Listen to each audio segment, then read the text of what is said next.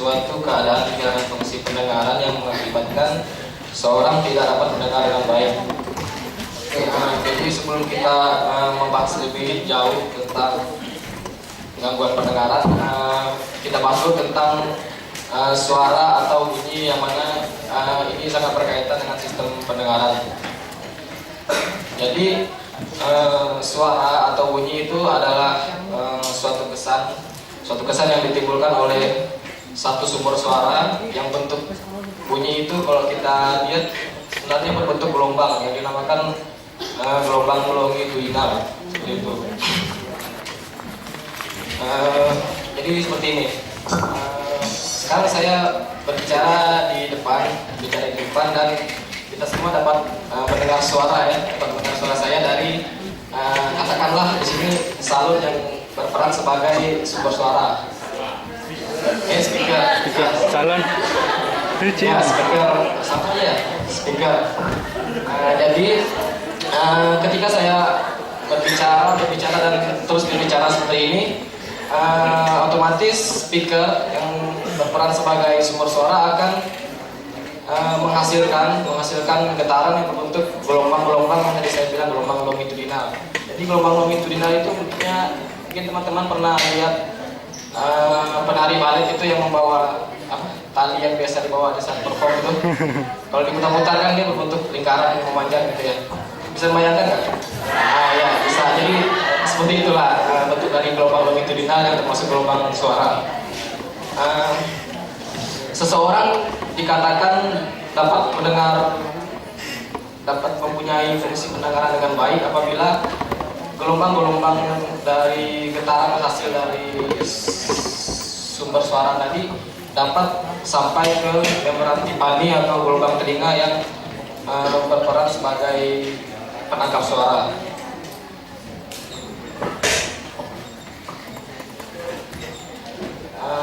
Dan sebaliknya jika seseorang memiliki pendengaran atau gangguan pendengaran itu berarti gelombang-gelombang tadi yang dihasilkan oleh suatu sumber suara itu tidak sampai masuk ke gendang telinga dan tidak mampu untuk ditangkap oleh gendang telinga atau membran timpani.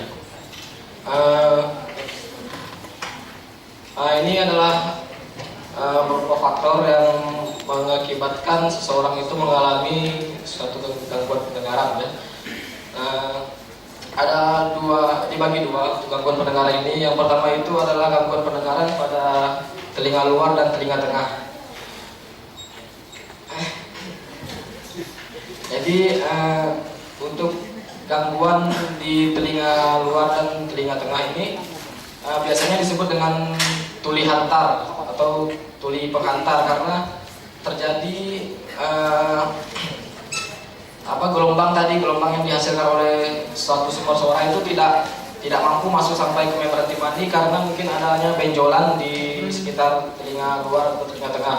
Jadi gelombang suara tidak mampu diterjemahkan oleh membran timpani atau gendang telinga. Yang kedua ini ada kerusakan di telinga dalam. Untuk kerusakan di telinga dalam ini biasanya berkaitan dengan koklea atau saraf pendengaran atau saraf vestibularis.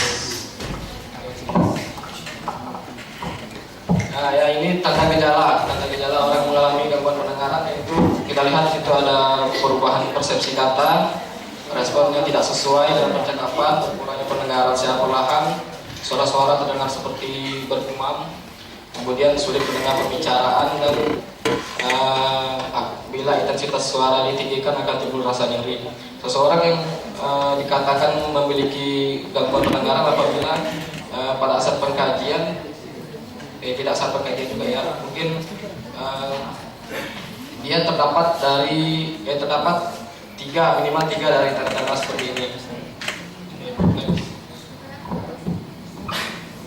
Oke, ini data pada saat kita melakukan pengkajian, katakanlah namanya Tuan X, usianya 82 tahun. Saat ini mengalami keluhan seperti batuk, pegal-pegal, kedang, kadang-kadang terasa nyeri tulang dan asma. Riwayat kesan keluarga, Toreng sini tinggal sendiri di rumah dan keluarganya tidak ada yang mengalami gangguan kesehatan. Makanan sehari-hari tidak teratur dan porsinya sedikit. Kemudian obat-obatan yang digunakan saat ini tidak menggunakan obat dokter lagi, hanya pertama kali mengalami eksiden jantung yang menyebabkan fungsi pendengaran tidak terganggu. Itu pada saat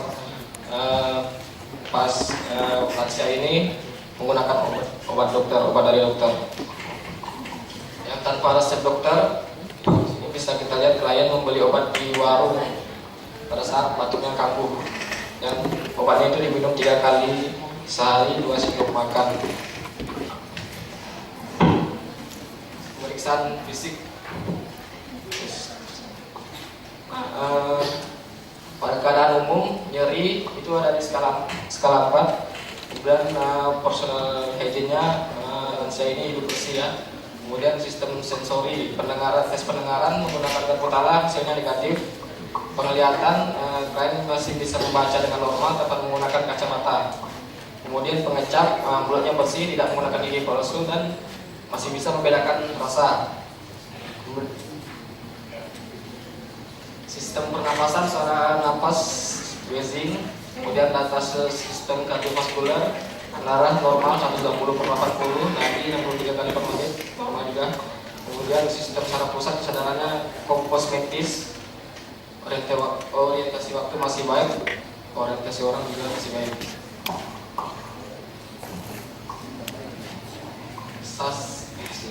Sistem gastrointestinal.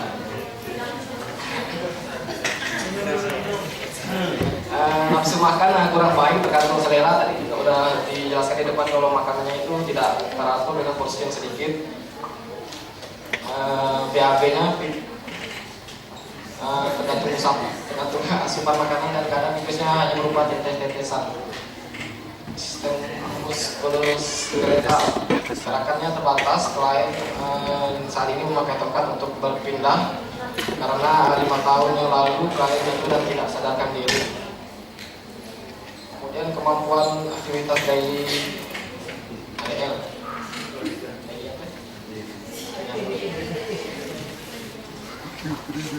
Ini diagnosa perawatan yang kami temukan pada lansia atau anak tadi yang berumur 82 tahun. Pertama itu ada risiko tinggi cedera berhubungan dengan penurunan fungsi fisiologis dan kognitif. Kemudian intoleransi aktivitas berhubungan dengan kelemahan secara menyeluruh. Gangguan persepsi sensori auditori berhubungan dengan perubahan penerimaan sensori, transmisi dan integrasi.